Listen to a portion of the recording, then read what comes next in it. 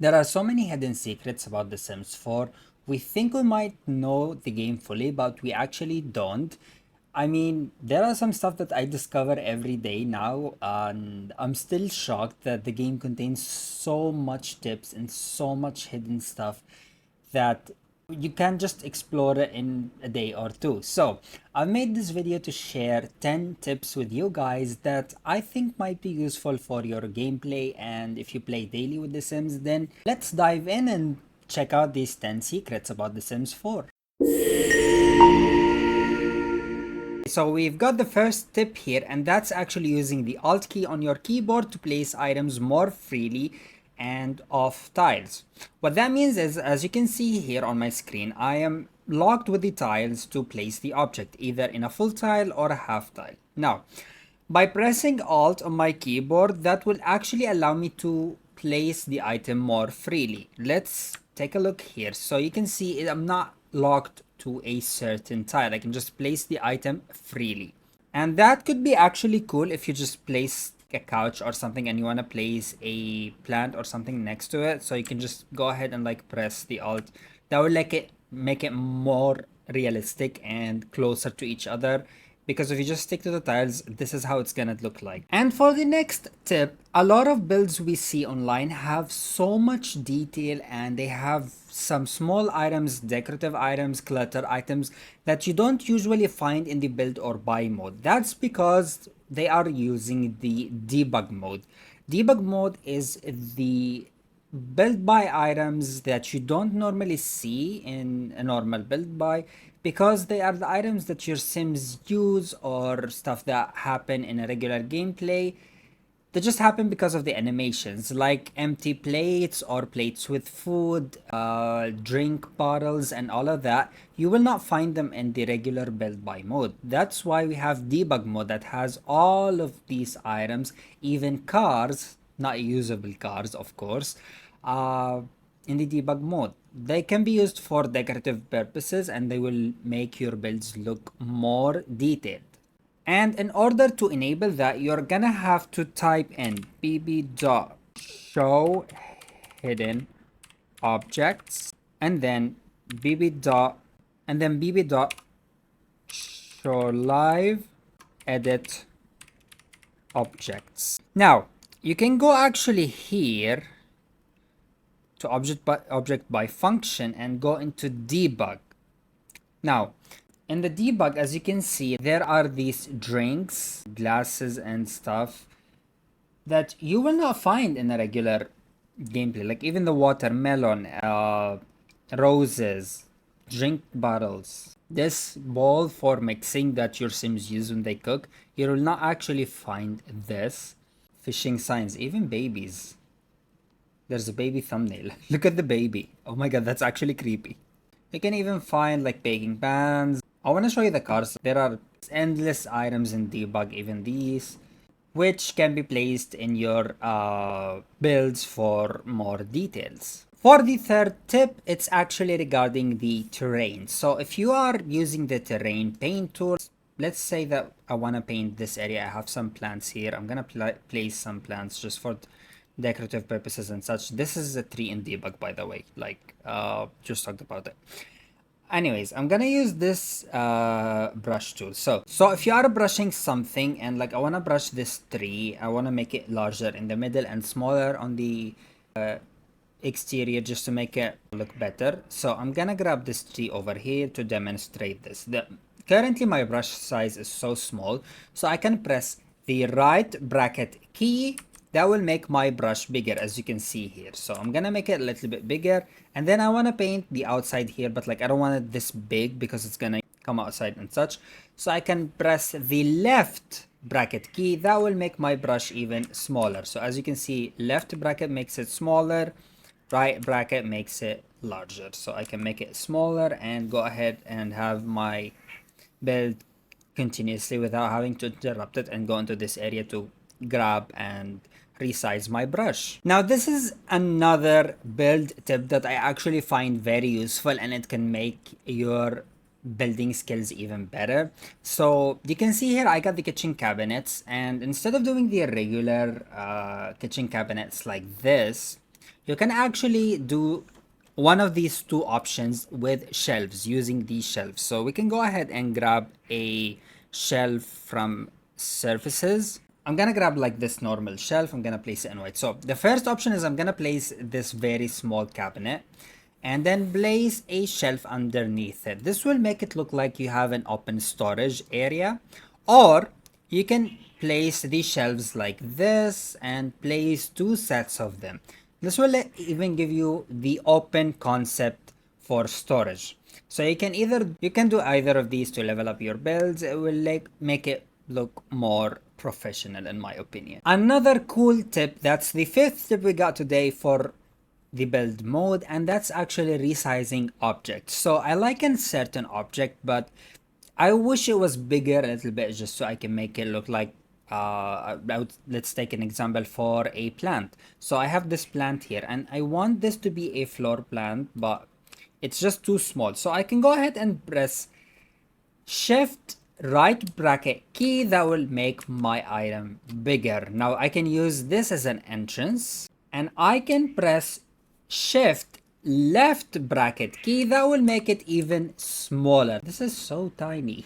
You can do that for so many items. Even this big item, if I want to make it smaller, I'm gonna press shift left bracket key. That will actually make it smaller and I can place it whatever. Now if you have the tool mod, or if you don't have the tool mod, you can actually raise items and lower items using a certain keyboard clicks, which we are gonna discuss now. For the sixth tip, we have, I want to place something freely here. I'll talk about this plant regularly. This plant, okay. Now if you can see here, it's locked to certain tiles or whatever on the counter. Now I don't like this, so I took the counter off. Now I know that the counter is gonna be somewhere here, so I can press alt. I want it right here. Then I can press Control 9 to raise the item. So first of all, you're gonna have to look at it like this. Now I think it's placed correctly. What I have to do is, I know it's gonna be placed here, so I'll just press alt, move it a little bit, and as you can see now, I'll put the counter back. It's placed more freely and I don't have to, struggle with the locks of the tiles on the counters and be specified to a certain lock. Now, if you'll excuse me, I know that my cats are playing in the background. They are, three of them, they are playing. They're not fighting, they're just playing. So you might hear some sounds, that's them playing. Now I got this, let's say something again. Again, pressing Control 9 will actually elevate an item, and pressing Control 0, if you made a mistake and like you elevated it way too high, you can actually press Control 0 and that will again lower your item. So it's Control 9 to elevate and Control 0 to lower the item. Now for the seventh tip today, we actually are going to talk about the craftables. So if your sim crafted something, let's say a painting, or if you have the Eco Lifestyle expansion pack, then your sim might craft candles or the 3D printed stuff. Once the crafted item is ready, you can actually go ahead and sell it using this method. You can grab the crafted item and just drag it right into the sale area here in your Sims inventory. This way it actually saves you the hustle to macro manage your sim and have them go and sell the item if you want them to do something else, which can actually take some time, especially if you're doing challenges and stuff. So this is a more neat way of doing it and actually earning the simoleons. Now onto the eighth tip, that would be the hidden features and stuff that you want. If you want something like mysterious to happen in your game, or if you want to resolve stuff, you want more control over your gameplay, then the mailbox is actually your go-to.